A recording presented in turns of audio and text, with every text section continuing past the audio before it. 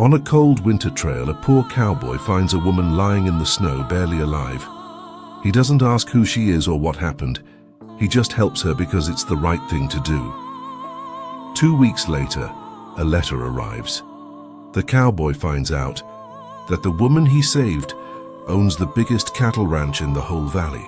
That one kind act changes his life and opens the door to a future he never dreamed of. Before we jump into this story, let us know where you're watching from in the comments below. If tales of grit, courage, and the wild frontier speak to your soul, tap that like button and subscribe to the channel. Your support keeps this channel growing and the spirit of the Old West alive. Let's begin. The wind screamed through Widow's Pass like a hurt animal, tearing across the narrow path that twisted between tall pine trees and steep rocky cliffs. Snow fell in thick, blinding sheets, turning the world into nothing but white noise and freezing cold. Jesse Dalton hunched forward on his horse, one gloved hand holding the reins, the other holding his coat collar tight against his neck. His horse, an old roan mare named Dust, carefully picked her way through the snow piles, ears pinned back against the storm. Behind him, wrapped in a wool blanket and tied safely to the saddle, 8-year-old Tommy fought to keep his eyes open. His small face was buried in his father's back, arms locked around Jesse's waist. The boy hadn't complained once, not about the cold, not about the long ride home from Stillwater. He knew better. Winter in Red Bluff territory didn't care about complaints. Jesse had spent 14 hours at Harlow's stable putting shoes on horses and fixing broken wagon wheels for travelers passing through. His hands still hurt from the work, knuckles cracked and rough, even with the leather gloves. The pay wasn't much, but it kept food on the table and firewood stacked by the cabin door. That was enough. It had to be. They were less than 3 miles from home when Jesse saw it. A dark shape slumped against a wind-twisted pine tree just off the trail. At first he thought it was a fallen branch or maybe a dead deer left by wolves. But as Dust got closer, the shape took form. A horse, black as midnight, legs folded beneath it, head drooped low. And beside it, half buried in the snow, a person in a long coat. Jesse pulled Dust to a stop. His gut tightened. "Stay put, Tommy," he said quietly, climbing down from the saddle. The boy nodded, holding the blanket tighter. Jesse walked slowly toward them, boots crunching through the snow. The horse lifted its head weakly, steam rising from its nose. Tired but alive. The person beside it wasn't moving. Jesse dropped to one knee, brushing snow from a shoulder, a face, a woman. Her lips were pale blue, skin like wax, eyes closed. Ice stuck to her dark hair, and her breathing was so soft he almost missed it. "Ma'am," Jesse said, voice firm but gentle. He shook her shoulder. Nothing. He pulled off his glove and pressed 2 fingers to her neck. A pulse, faint, but there. He didn't wait. Didn't wonder who she was or how she'd ended up out here alone. Didn't think about the storm or the miles still between them and shelter. He just moved, picking her up in his arms. He carried her back to Dust, who snorted nervously but held steady. Jesse moved Tommy forward on the saddle, then carefully placed the woman behind the boy, draping her limp arms around Tommy's waist. "Hold her hands, son," Jesse said. "Don't let go." Tommy's eyes were wide and scared, but he nodded and gripped the woman's frozen fingers in his own small ones. Jesse climbed up in front of them both, took the reins, and kicked Dust forward. The black horse neighed once, then struggled to its feet and followed behind, too tired to run, too loyal to be left. The wind howled louder. The snow came faster. Jesse's jaw clenched as he pushed Dust forward, every step careful, every breath a fight. He could feel the woman's weight getting heavier against Tommy's back. She was slipping away, and he knew it. "Almost there," he said, though he wasn't sure if he was talking to the boy, the horse, or himself. His cabin was close now, just over the next hill, Just a little further. The world had gone silent, except for the crunch of hooves and the sound of his own breathing. In his arms, in his care, was a stranger whose name he didn't know. And Jesse Dalton, a man who had nothing to give but his own 2 hands, rode harder into the storm. Jesse didn't stop until he saw the outline of his cabin breaking through the wall of white. It wasn't much to look at. A single-room building made from rough-cut logs with a stone chimney and a slanted roof that barely kept the snow from piling through. But right now it looked like salvation. He got off his horse quickly, his boots sinking deep into the snow. Tommy was shivering now, his lips pressed tight, trying to be brave. Jesse reached up and carefully pulled the woman down from the saddle, holding her against his chest. She was heavier than he expected, dead weight in his arms, her head hanging to one side. Her breathing was so faint, he had to press his ear close to her mouth just to be sure it was still there. "Tommy, get the door," Jesse said, his voice steady despite the panic clawing at his chest. The boy slid down from the saddle and ran ahead, struggling with the latch. The door swung open with a groan, and a burst of warm air spilled out into the cold. Jesse carried the woman inside and laid her gently on the narrow bed near the fireplace. The coals were still glowing faintly from the morning fire, and he quickly threw 2 fresh logs onto them, stirring them until flames jumped up hungrily. "Tommy, grab every blanket we got," Jesse said, already kneeling beside the woman. He pulled off her soaked coat, heavy with ice and snow, then her boots. Her feet were pale, almost grey. Frostbite was setting in. He worked quickly, wrapping her legs in a thick quilt, tucking another around her shoulders. Tommy came back with an armful of wool blankets and a patchwork quilt his mother had made years ago before the fever took her. Jesse draped them all over the woman, layering them carefully, then moved to the small stove in the corner. He filled a dented kettle with water from the bucket and set it to boil. His hands were shaking now. Not from the cold, but from something else. Fear, maybe. Responsibility. He'd pulled people out of trouble before, helped a neighbor with a broken wagon wheel, or carried a hurt man back to town after a bar fight. But this was different. This woman was hanging by a thread, and if she didn't make it, it would be on him. "Is she going to die, Pa?" Tommy's voice was small, barely above a whisper. Jesse looked over his shoulder at his son, standing there with snow still melting in his hair, eyes wide and scared. He wanted to lie, to tell the boy everything would be fine. But he'd never lied to Tommy before, and he wasn't about to start now. "I don't know," Jesse said quietly, "but we're going to do everything we can." He poured hot water into a tin cup, added a pinch of dried mint from a jar on the shelf, and knelt beside the bed again. Lifting the woman's head gently, he pressed the rim of the cup to her lips. Most of it dribbled down her chin, but a few drops made it past her lips. Her throat moved, just barely. "That's it," Jesse whispered. "Come on now, stay with us." He set the cup down and rubbed her hands between his own, trying to bring warmth back into her fingers. They were like ice, stiff and not responding. He worked in silence, focused. Tommy crept closer, watching. "Can I help?" the boy asked. Jesse nodded.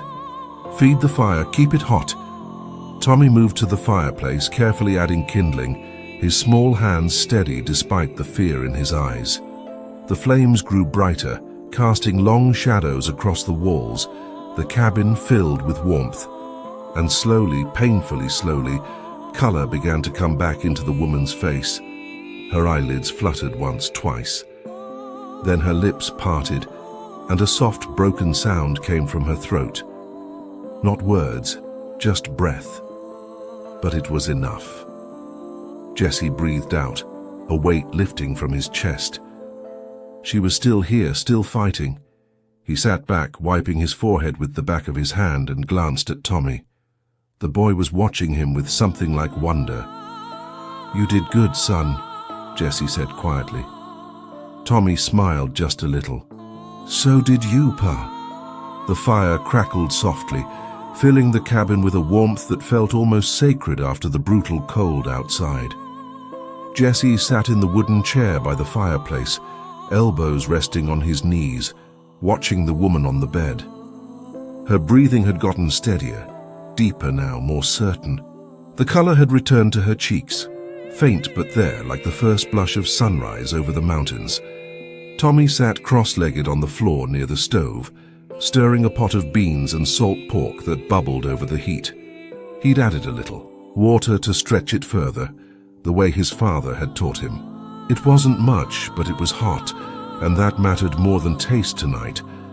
Jesse hadn't moved much in the last hour. He'd checked the woman's pulse twice, fixed the blankets around her shoulders, made sure her feet were lifted and wrapped. Now he just waited, hands folded, eyes tired but alert. He didn't know who she was, didn't know where she'd come from or why she'd been out on Widow's Pass alone in the middle of a blizzard. And honestly, it didn't matter. She was here. She was alive. That was enough. The woman moved. A soft groan came from her lips and her head turned slightly on the thin pillow. Jessie sat up straighter, leaning forward. Her eyelids fluttered, then opened slowly, showing sharp grey eyes that blinked in confusion at the unfamiliar ceiling above her. "Easy now," Jessie said, his voice low and calm. "You're safe." Her gaze moved to him, wide and confused. She tried to sit up, but her body didn't cooperate. Jessie reached out gently, a hand hovering but not touching. "Don't push it. You've been out cold for a while, nearly froze to death." She stared at him, lips parting as if to speak, but no words came. Her eyes looked around the cabin, taking in the rough log walls, the stone fireplace, the boy stirring a pot in the corner. Then back to Jessie. "Where?" Her voice was hoarse, barely a whisper. "Copper Creek," Jessie said. "Few miles south of Stillwater. Found you on the trail, half buried in snow. Brought you here." She closed her eyes, breathing out slowly, as if trying to piece together how she'd ended up in this place. When she opened them again, there was something sharper in her look, not fear. Recognition, maybe, or disbelief. "My horse," she said suddenly, trying to sit up again. "She's in the lean-to out back," Jessie replied. Fed her, rubbed her down. "She'll be all right." The woman sank back against the pillow, relief showing on her face. Then she looked at him again. Really looked, studying the lines around his eyes, the worn fabric of his shirt, the rough spots on his hands. "You didn't have to do that," she said quietly. Jessie shrugged. "Didn't seem right to leave you out there." She was silent for a moment, her face unreadable. Then, almost to herself, she said, "Most people would have." Before Jessie could answer, Tommy appeared at the edge of the bed, holding a chipped bowl of beans in both hands. His eyes were wide with curiosity, but there was no fear in them, just the innocent wonder of a child meeting someone new.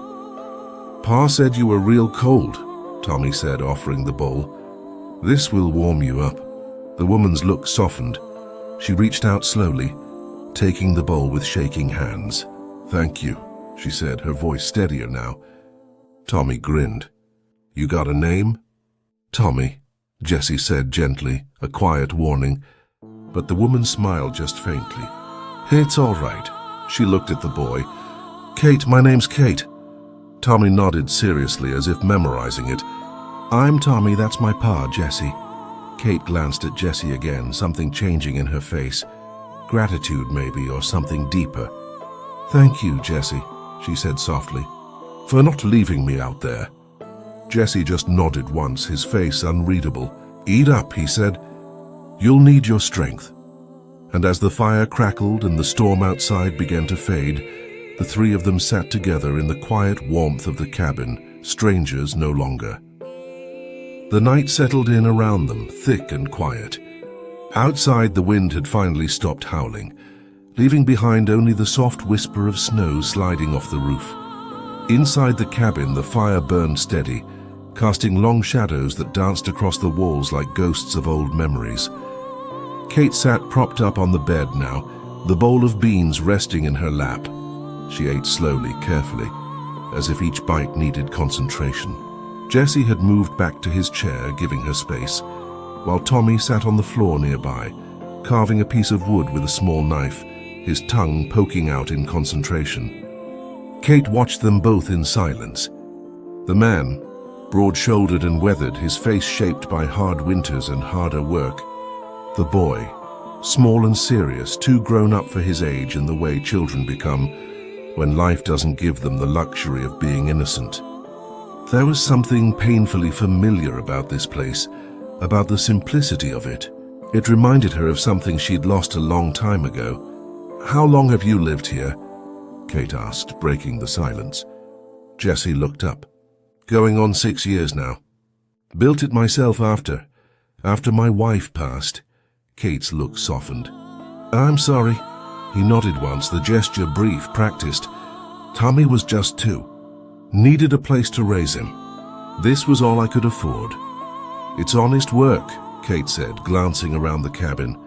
"Good work." Jesse's jaw tightened slightly, not in anger, but in something close to pride. "It keeps us fed, keeps us warm. That's all a man can ask for." Kate set the empty bowl down on the small table beside the bed. "You could ask for more." Jesse met her eyes, his face unreadable. Don't see the point." There was a weight to his words, a quiet acceptance that Kate recognized all too well. She'd seen it in the faces of men who worked her land, men who broke their backs for wages that barely stretched from one season to the next, men who'd stopped dreaming because dreaming hurt too much. "What were you doing out there?" Jesse asked, his voice gentler now. "On Widow's Pass in the middle of a storm?" Kate breathed out slowly, her fingers tracing the edge of the quilt draped over her legs. "I was heading to Grand Pine Lodge, had business there. My driver got sick 2 days ago, so I went alone. Thought I could make it before the storm hit." She paused, a bitter smile crossing her lips. "I was wrong." "That trail's no place for a woman alone," Jesse said, not unkindly. Kate's eyes flashed just for a moment. "I've ridden worse trails than that. I know how to handle myself." Jesse raised an eyebrow but didn't argue. "I'm sure you do. Still doesn't mean the mountain cares." She studied him again, longer this time. There was no talking down in his voice, no judgment, just a plain truth said without meanness. It was rare, she realized, to meet someone who spoke without planning, without an angle. "What do you do?" Tommy asked suddenly, looking up from his carving. "For work, I mean." Kate hesitated. She could feel Jesse's gaze on her, patient but curious. "I run a ranch," she said carefully. "Cattle mostly." Tommy's eyes lit up. "Like the big ones with hundreds of head?" Kate smiled despite herself. "Something like that." "Must be nice," Jesse said quietly, leaning back in his chair. "Having land like that." There was no jealousy in his voice, no bitterness, just a quiet observation. Kate felt something twist in her chest. She thought of the huge estate in Silver Ridge, the endless pastures, the mansion with more rooms than she could ever use. And then she looked around this cabin, small and worn and filled with warmth, and realized which one felt more like home. "It has its challenges," she said softly. Jesse nodded as if he understood more than she'd said. "Everything worth having does." Tommy yawned, his eyelids drooping. Jesse stood, picked the boy up in his arms and carried him to the small bed in the corner, tucking him in with practiced ease. Kate watched the tenderness in his movements, the way he brushed the hair from Tommy's forehead before turning back. "You should rest too," Jesse said. "Morning will come quick." Kate nodded, pulling the blankets tighter around herself. "Thank you, Jesse, for everything." He just tipped his head, then moved to quiet the fire for the night. And as the cabin settled into darkness, Kate closed her eyes, feeling safer than she had in years. "Hey partner, give me a favor. If you're riding with us this far, give this video a like. It helps more travelers to find this channel. All right, back to the story. Morning came cold and clear. the sky scrubbed clean by the storm. Sunlight poured through the frost-covered window, painting bright squares across the cabin floor. Jesse was already awake, pulling on his coat and boots near the door. He moved quietly, careful not to wake Tommy, who was still curled up beneath his blankets, snoring softly. Kate stirred on the bed, her eyes opening slowly. For a moment she seemed confused. Then memory returned, and she sat up carefully, testing her body. The stiffness was still there, the ache in her bones, but the worst had passed. She was alive, and that was more than she'd expected yesterday. "Morning," Jessie said, glancing over. "How you feeling?" "Better," Kate replied, her voice still rough but stronger. "Much better," Jessie nodded. "Good. I'm going to check on your horse. Make sure she's ready to ride." Storms passed.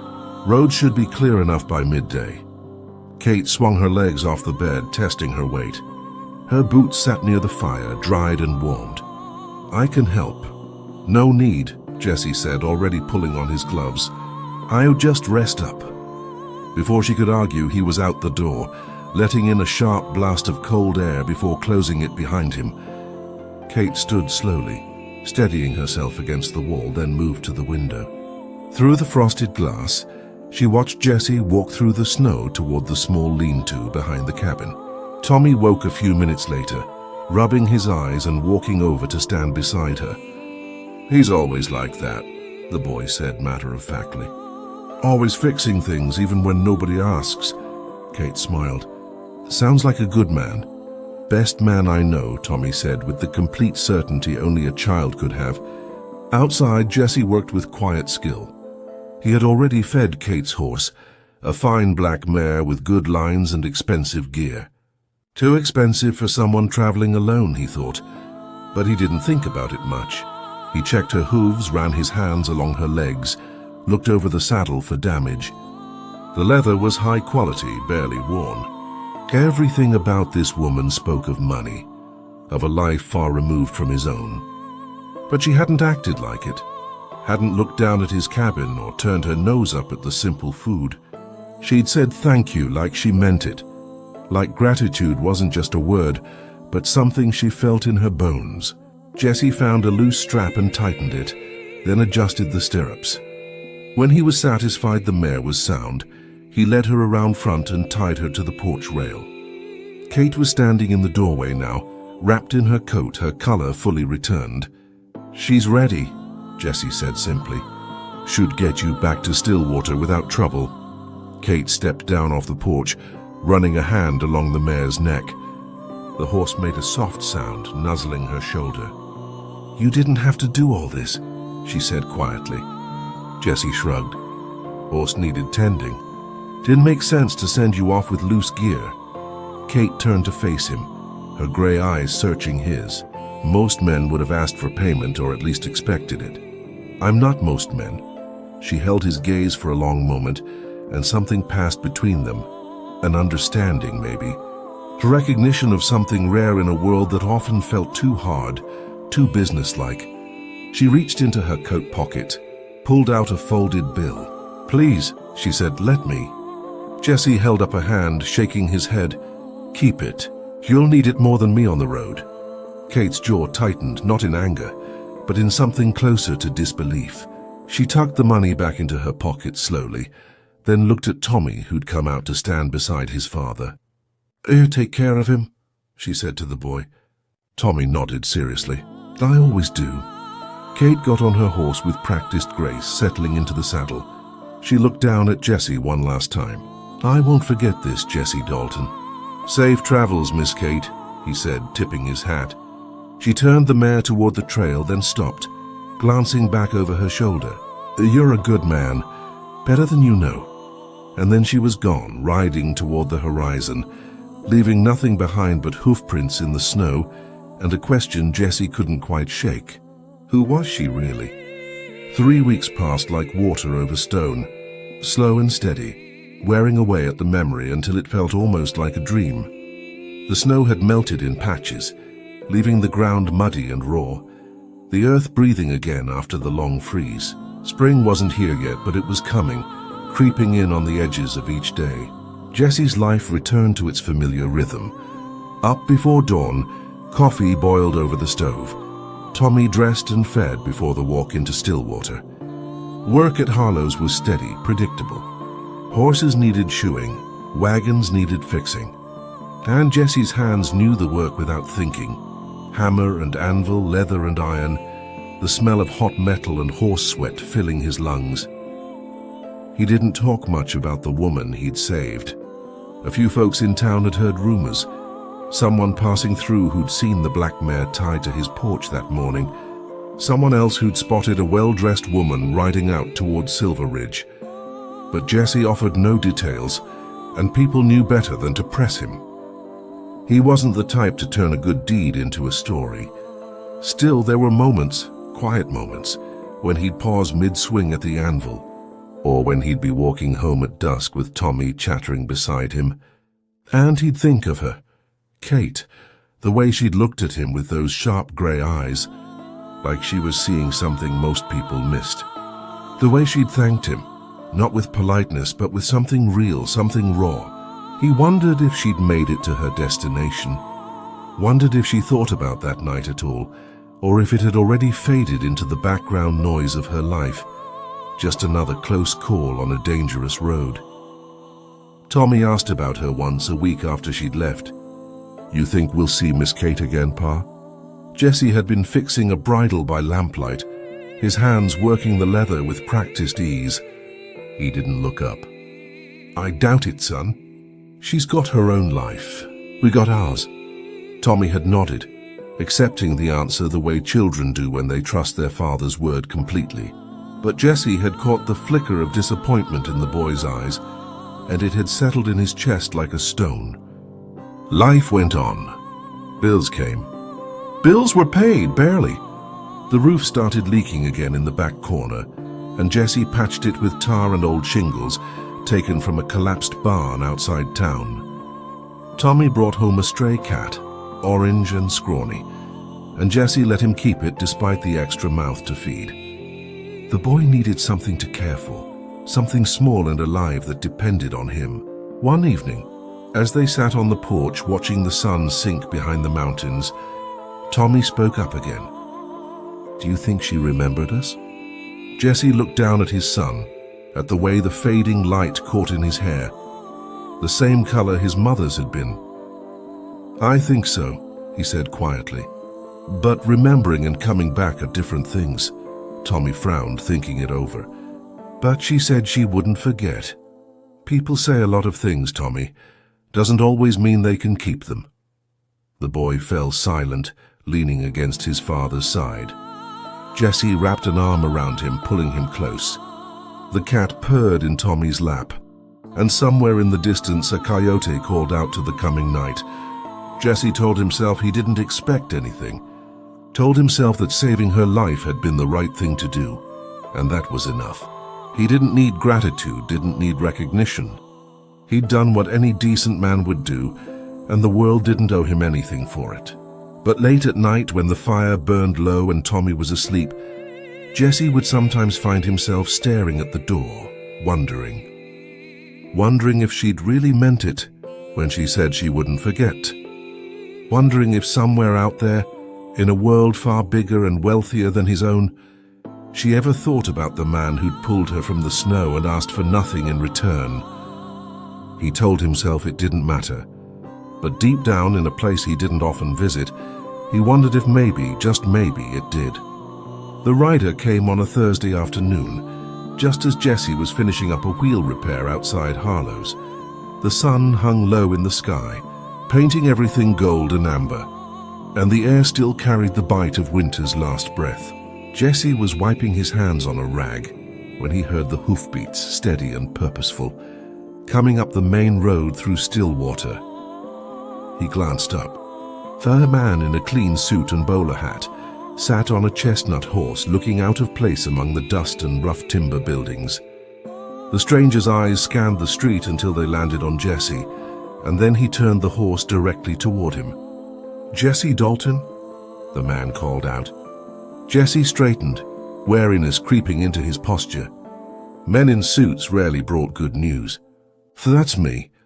The rider got off his horse with practiced ease and reached into his saddlebag, pulling out a thick envelope sealed with red wax. "I've been told to deliver this to you personally. From Miss Catherine Merrick." Jesse's breath caught. "Kate."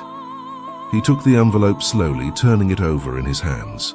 The paper was heavy, expensive, the kind he'd never held before. The seal had a fancy letter M pressed into the wax. "She asked me to wait for your answer, if you're willing to give one," the man added, tipping his hat. Jesse nodded absently, already breaking the seal. The wax cracked under his thumb, and he unfolded the letter carefully. The handwriting was elegant, flowing, each word careful. "Dear Jesse, I've thought about that night every day since I left your doorstep, about the way you didn't hesitate, about the way you looked at me, not as a stranger, not as a burden, but simply as someone who needed help. You didn't ask who I was. You didn't ask what I could give you. You just acted. And in doing so, you reminded me of something I'd forgotten. Decency isn't a deal, it's a choice. My name is Catherine Merrick. I own the Merrick Cattle Company, the largest ranch operation in Red Bluff Territory. I built it from nothing after my father passed, and I've spent 15 years proving I could run it better than any man who doubted me. But somewhere along the way, I lost sight of why I started. I became cold, calculating, measuring every relationship by what it could get me. You asked for nothing. You expected nothing, and yet you gave me everything." Jesse's hands trembled slightly as he continued reading. "I won't insult you with charity, but I would like to offer you something you've earned through your character, not your situation. I'm expanding operations into Copper Creek and need a foreman to watch over the new stable and livestock management. The position comes with a salary of $120 a month, housing on the property, and schooling for Tommy, but more than that, I'm offering you a partnership, a chance to build something meaningful. Not for me, but with me. I need someone I can trust, someone who sees people, not profit. Someone like you. If you're willing, the job is yours." Jesse had to read the last part twice. His vision blurred slightly and he blinked hard, forcing the words back into focus. $120 a month, more money than he'd ever seen in his life. Housing, schooling for Tommy, a future. He looked up at the rider, who stood patiently, hands folded in front of him. "She's serious about this?" "Miss Merrick doesn't make offers she doesn't plan to keep," the man replied. "She's waiting for your answer at the Silver Ridge estate. I can take you there now if you'd like." Jesse folded the letter carefully, his throat tight. He thought about Tommy, about the leaking roof and the empty cupboards and the endless grind of barely making it through each month. He thought about Kate's eyes, the way she'd looked at him that morning like he was something more than just a poor cowboy scraping by. He thought about being seen, really seen. "Give me an hour," Jesse said, his voice rough. "I need to get my son." The rider smiled and tipped his hat again. "Take your time, Mr. Dalton. She's been waiting 3 weeks. An hour won't make a difference." Jesse stood on the porch of his cabin, the letter still held in his hand, staring out at the land he'd built a life from with nothing but sweat and stubbornness. The sun was setting behind the mountains, painting the sky in shades of purple and gold. Tommy sat beside him on the wooden step, the orange cat curled in his lap, purring softly. "Pa." Tommy's voice was small, uncertain. "What's the letter say?" Jesse looked down at his son, at the wide eyes that held so much trust, so much hope. He knelt down slowly, bringing himself to the boy's level, and placed a hand on his shoulder. "You remember Miss Kate?" Jesse asked gently. Tommy nodded quickly. "The lady you saved?" "That's right." Jesse took a breath. "Turns out she owns the biggest ranch in the whole territory. And she's offering me a job. A real job, Tommy, good pay. A proper house. And a school for you." Tommy's eyes went even wider. "A school with books and everything?" Jesse's throat tightened. "With books and everything. Are we going to say yes?" the boy asked, his voice climbing with excitement. Jesse felt the weight of the moment settle over him like a physical thing. All his life he'd worked for scraps, for survival, for just enough to keep going one more day. He'd never asked for more because asking felt dangerous, like hoping for something you couldn't afford to lose. But here it was, offered freely, not because he'd begged for it, but because he'd done what was right when no one was watching. "Yes, son," Jesse said, his voice breaking just slightly. "I think we are." Tommy threw his arms around his father's neck, and Jesse held him tight, feeling the boy's small heartbeat against his chest. Tears stung his eyes, but he didn't wipe them away. He let them fall, let himself feel the weight of years of struggle finally lifting just a little. An hour later, Jesse and Tommy rode into Silver Ridge behind the suited rider. The Merrick estate spread before them like something out of a dream. Vast pastures dotted with cattle, white fences stretching toward the horizon, and a grand house that caught the last light of day like a beacon. Kate stood on the wide porch, her hands clasped in front of her, watching them come closer. She'd changed from trail clothes into a simple dress, her dark hair pulled back, but her eyes were the same, sharp, steady, real. Jesse got off his horse and lifted Tommy down, then walked slowly toward her. For a moment, neither of them spoke. They just stood there, two people from different worlds who'd found something rare in each other: respect, recognition, truth. "You came," Kate said softly. "You asked," Jesse replied. A smile touched her lips, small but real. She looked down at Tommy, who was staring up at the house with wonder. "You must be Tommy." "Yes, ma'am," the boy said, remembering his manners. "There's a library inside," Kate said. 300 books. You're welcome to read any of them." Tommy looked up at his father, disbelief and joy fighting on his face. Jesse nodded, and the boy took off running toward the house, the orange cat bounding after him. Kate turned back to Jesse. "I meant what I said in the letter. This isn't charity. You earned this." Jesse shook his head slowly. "I just did what anyone should have done." "But most wouldn't have," Kate said quietly. "That's the difference. That's why you're here." Jesse looked out at the land, at the future spread before him like a gift he'd never dared imagine. Then he looked back at Kate, at the woman who'd seen something in him worth investing in, worth believing in. "Thank you," he said, and the words carried everything he couldn't say. Gratitude, yes, but also hope. The kind of hope that doesn't break under the weight of the world. Kate held out her hand. "Partners?" Jesse took it, his rough palm against hers, and nodded. "Partners." As the sun dipped below the mountains and the stars began to appear, two lives that should never have crossed paths became forever connected.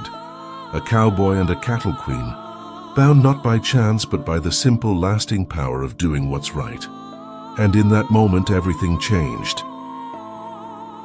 If this story spoke to you like this video, share your thoughts below and subscribe to the channel for more tales of courage and grit of the West. Another story's waiting, right here on your screen. See you in the next story.